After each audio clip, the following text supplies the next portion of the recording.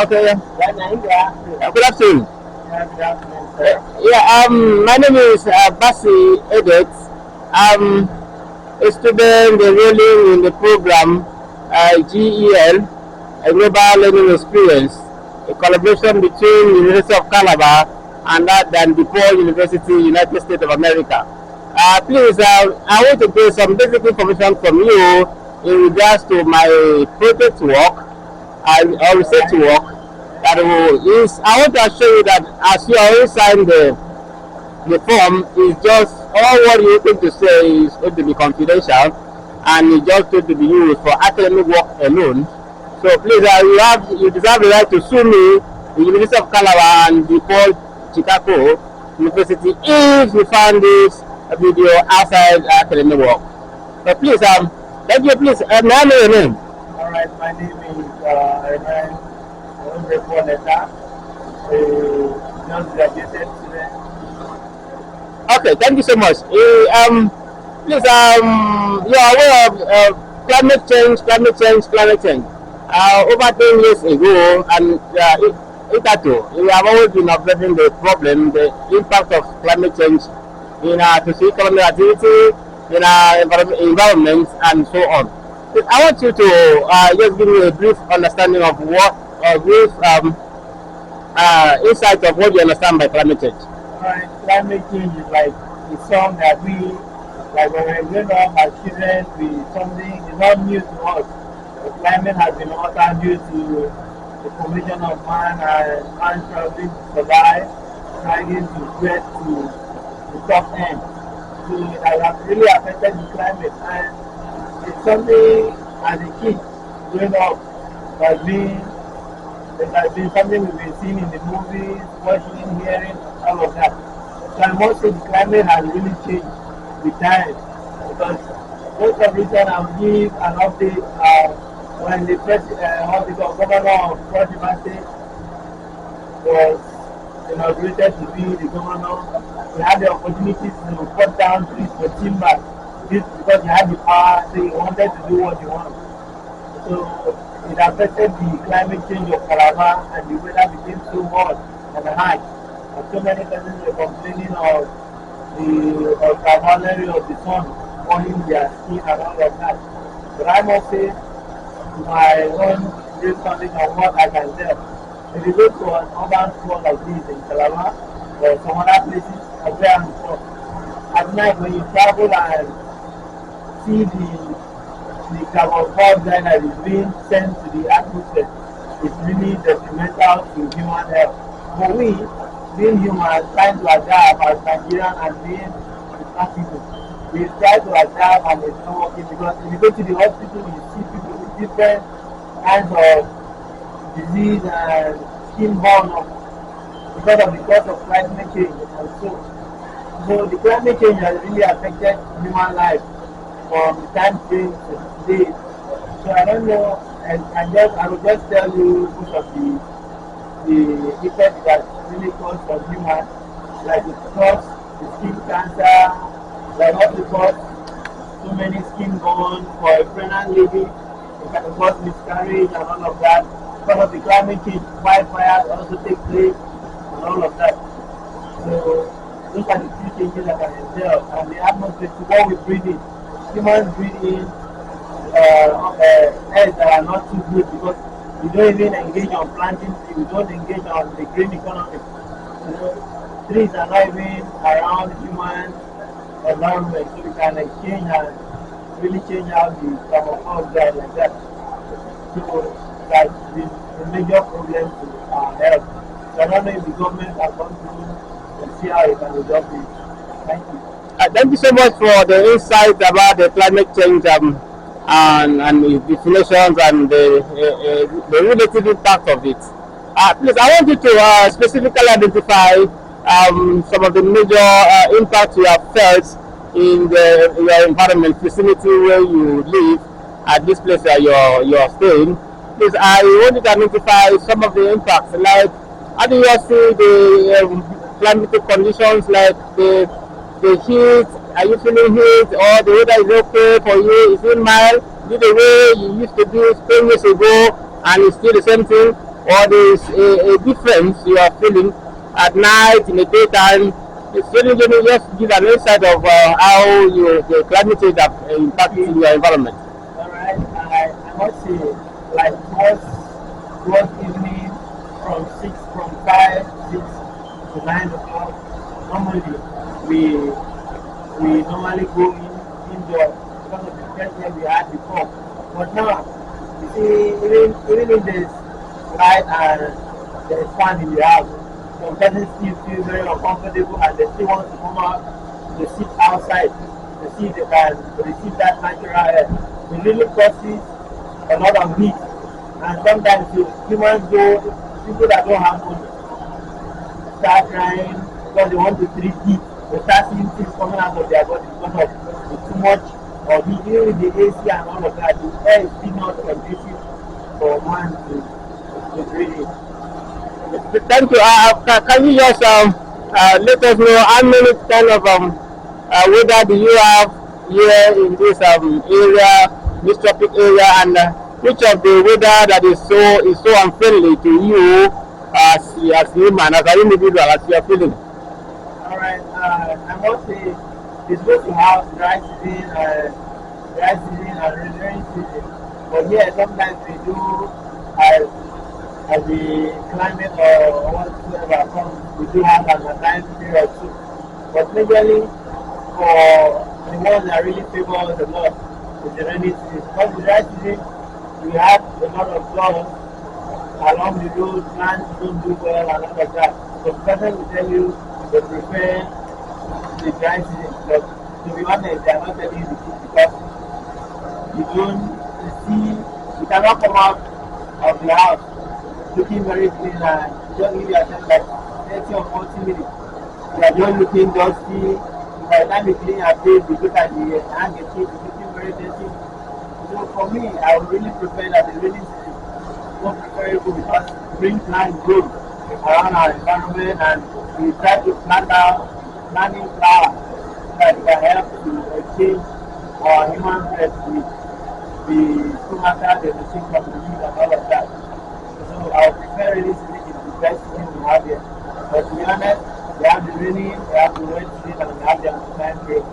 Here we don't have the winter because it doesn't work that way. The Harmattan time is like it's almost compared to the winter when the dews come out to make our green plants to get those to suck in those moisture in their stomata. Thank you. Okay, thank you so much. Let's go to the food security. How do you see the impact of climate change in regards to food security, as in planting and farming processes or activity in your area? How is the production of food? How is farming? Is it impacting over time, or it has reduced drastically as a result of climate change and the deforestation that we have been hearing? Do you observe such thing in your vicinity as a result of climate change? Yes. In the aspect of food, I must say, because of the climate, there's hunger, there's starvation. We are not really generating much food here in this our end because the weather is so hard that we cannot even store our grains in this. You see, we start losing crop. Over time, when I was still a little child, growing up with my grandma, they used to have these local beans. But now, due to the hardness of the weather, they try to introduce chemicals to see how we can boost up our food production. They don't really look at send some of the plants to exit. And so we mostly produce the ones we really go into because of struggling to survive. Some family go into commercial, some just to want to feed and see how they can struggle and survive with their family. There must be some plants that have gone into extinct and food production also. The food being produced, it don't last long because of the fertilizer they use. They produce the food or let me say something like a big break. Because of the storage facility will not make it to last long due to the fertilizer that is being used. So I think in the aspect of the climate change in regards to food, They need to see how they can set up and get the good compound manure or a good fertilizer. That the NPK normally used to be good, but the way because they don't inform or educate, farmers, they just go like that, start using it, and at the end of the day, they start causing crop decays and all of that. So in the aspect, food production is really down. If you have to rate me to tell you like in percentage, I'll just say it's like 70 over 100. Okay, thank you so much, Mr. Paul, so far for the responses you have provided for the progress of this academic work. I really agree with you that climate change is indeed is impacting in your environment. Yes, yes, yes. Okay, Very please, much. can you bring a little insight on the climate change impact in regards to what we observe, what you observe in your environment in terms of birds. How is the base, the kind of bird you used to see 10 years, 15 years when you were small and down? Are they still there, or they are an exotic species that is now available? There are some that have gone to extinction, and some the new ones are now surfacing. Or the one you used to see are still the one you're seeing, or they are not there anymore. To be honest, um, we normally have like where I grew up, the environment we have tall trees and we have forests. But due to the quest of man trying to cut down trees to make furniture and all of that, we bury tall trees. There is a tree that we had that was like it was the mother of the trees in the forest. It was so large that when you look up, there's a bird that always go around to like he's always having his house at the top of that tree. But due to the cutting down of trees, to be honest, I would say the bird is it's been long I saw something like that. Until when I was going to farm, I'm a farmer, so I normally go to farm too. So there was a bird like this bird normally comes around like when it hears human sound, or I don't know, but due to the environment too, it normally comes around. It will come and fetch. Then humans will walk close to where it is. Then it will move. But like that, over time, the bird is all. I don't. I've been going to farm now, and I don't see something like that. So I believe this bird have left the environment because of the harshness of the weather and the noise and the bush following. All of this has really hinder and cause most of the birds what should I say? They've left our environment. It's migrated to a different environment. Even the egret, those white birds, the environmental factor too, due to climate change has made some of them to go very far. The only seasonal, like when the rain start coming again, that is when they start coming back. Thank you so much, Mr. Paul. I want to know, do you always observe or experience flooding in your farm most of the time? And I want, if yes, which season do you really observe this, and what did you think is the cause of it? Okay, for flooding, I would say yes. Flooding has been the talk of the town. It's like one of the likely natural disasters that has been occurring, but I think it's due to the climate change. I'm not thinking it's a certainty that it's because of the climate change, the flooding has been the talk of the town. As of 2022, a great flood came up that hindered and wiped so many properties and took the lives of so many.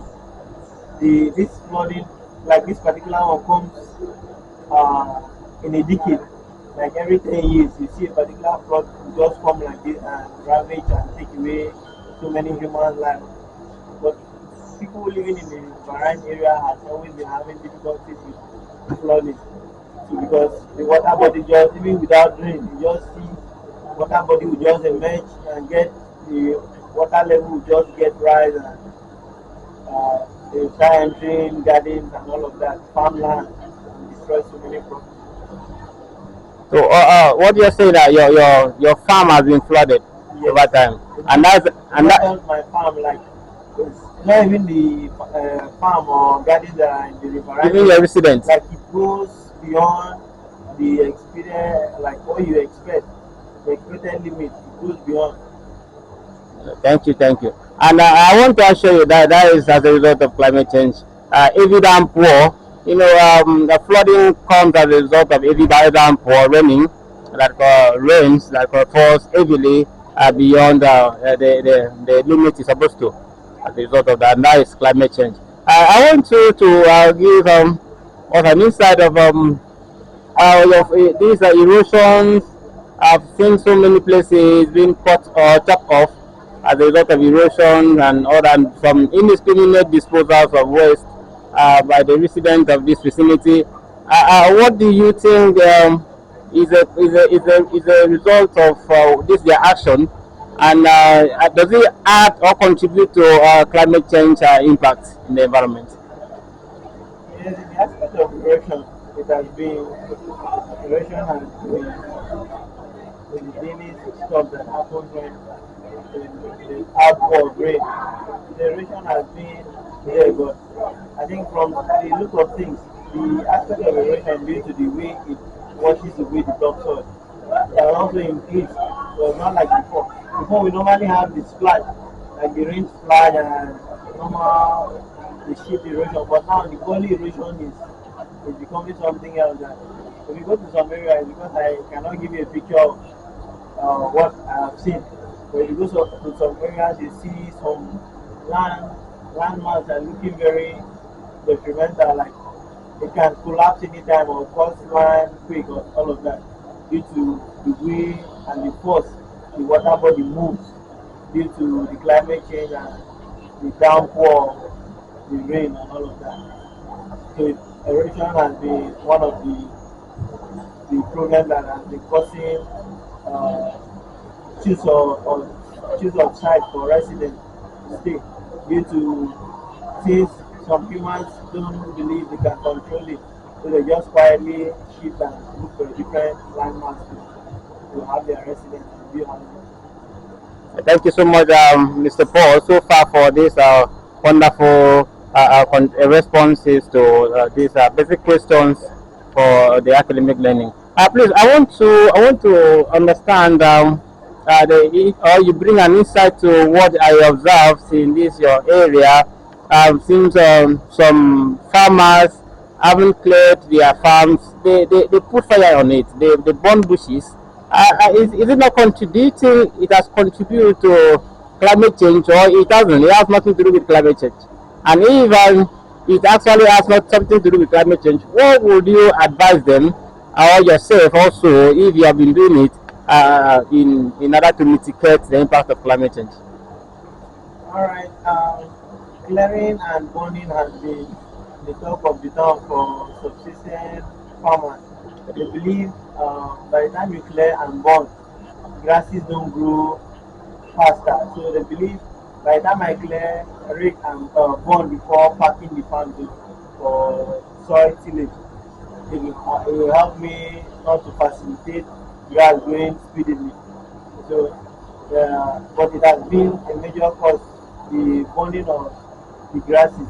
Instead of allowing it to dump it in a particular area to cause more, like to bring out more manure to the soil, they believe if you burn it, grasses will not grow long because I believe it's due to lack of finance that they don't have to spray chemical to kill most of the grasses to enrich the soil. So they choose to burn so that grasses don't grow at a very early age. So, but it's one of the major disasters that humans face because some persons don't even see fit to clear with their cutlass. They just put fire and they start causing wildfire. Some persons have been complaining about loss of farm due to fire and all of that. So some person just believe since it's like a lawless something, you just put fire and spread around, burn the particular places, or go beyond the area you've estimated where you're supposed to put fire. So it's like a major climate change because the carbon dioxide they emit to the atmosphere is not too good because at the end of the day it brings back heat to human health. Thank you so much. I want you to give a holistic or a general advice on the way we can locally mitigate the impact of climate change in our environment, and also what can you advise the government, the NGOs, and the community who are facing or suffering the impact of this climate change? What would you say to? What would you give? What advice would you give to everyone? All right. I think from the problems I've told you, advice can just be like an opposite of what I've told you. In the aspect of trees being cut down, I think we just you decide tell NGOs to set up, government should set up NGOs and tell them to educate humans to go green, plant trees and see how humans can go green and make out things for themselves. And that and in the aspect of vehicles that produce carbon monoxide and all of that, generators and all of that, we should engage on use of solar panels that don't generate carbon monoxide. So we should see how we can try to manage what's it called? We should try to manage electric reserve lights also. So those are the few advice I can give. We should go green. We should see how we can involve on the use of solar energy. And for those people that already have vehicles that are emitting gases, they should try and see how they can service their vehicles, probably weekly or monthly, and see how to change oil, to reduce the rate of smoking and all of that. Then most of the people that do fast food too, I think that is also a major challenge because by the roadside it causes smoke and all of that. So they can also devise a means of seeing how to roast their body and all of that to see how to reduce the rate of heat and the smoke they really send out to the atmosphere. Because they'll tell you I'm struggling to survive, so you cannot stop me from doing my business. So we should try to see how we can educate these people on the smoke they release due to roasting of their fish and all of that. Try to tell them that there's also another means. You can use electric, plug in and all of that and see how you can roast and it's even more faster to use. So I think that is what. Yeah, to the farmer and both subsistence and commercial, what would you give to them? What kind of activity would they encourage so that it also can contribute to mitigating climate change? All right, for the farmers, I would say the government should see how they can educate, send specialized graduate or workers that can go and sensitize these people. That by the time you apply a particular amount of fertilizer to plants, struggling to see how you can boost the nutrient, and at the end of the day, you end up getting a decay plant. That there's a specify amount of fertilizer you're supposed to apply to a particular plant and in the aspect of timbers and cutting down of trees to generate that if by the time you cut one tree, try to see how you can plant another tree. And the forestry aspect too, they should always see how there are some reserve areas that you don't go because you are a chief or whatever you think you are. You can just go and start cutting down trees. Try to tell them that planting of trees around their houses, economic trees, also helps to regulate the climate change also. So I think that is all I have to tell the farmers and the timber dealers. Thank you so much, Mr. Paul. I'm so delighted and I really appreciate your time and your responses so kindly. So I want to reassure you that your clips, this interview is just mainly for academic work alone and nothing more than that. And I want to also assure you that if you find it outside academic work, you will have the right to sue the university or myself for misconduct. Thank you so much for your time. I really appreciate it. I also appreciate for giving me the privilege to air out myself to the public. Thank you. Thank you.